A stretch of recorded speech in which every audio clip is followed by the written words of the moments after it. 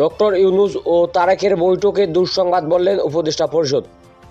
প্রধান উপদেষ্টা ডক্টর মোহাম্মদ ইউনূসের সঙ্গে বিএনপির ভারপ্রাপ্ত চেয়ারম্যান তারেক রহমানের বৈঠকের পর দেশের রাজনীতিতে একটা স্বস্তির পরিবেশ ফিরে এসেছে বলে মনে করছেন বন ও পরিবেশ উপদেষ্টা সৈয়দা রিজওয়ানা হাসান।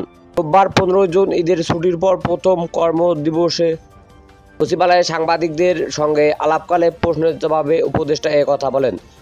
সম্প্রতি লন্ডনে প্রধান উপদেষ্টা ডক্টর মোহাম্মদ ইউনূস ও তারেক রহমানের সঙ্গে বৈঠক এবং বর্তমান রাজনৈতিক পরিস্থিতি বিষয়ে দৃষ্টি আকর্ষণ করে সৈয়দা রিজওয়ানা হাসান বলেন, আমার কাছে পরিস্থিতিটা বেশ স্বস্তির মনে হচ্ছে।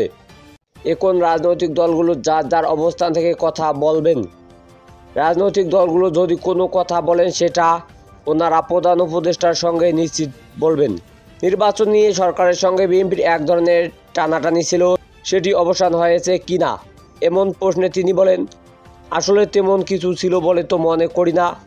প্রক্রিয়াটা এমন, আপনি রাজনীতি বলেন, নির্বাচন বলেন, গণতন্ত্র বলেন আর সংস্কার বলেন, প্রত্যেক ক্ষেত্রেই সংলাপের মাধ্যমে এগোতে হবে। তাই সংলাপ হচ্ছে, এটাকেই একটা দুঃসংবাদ মনে করি।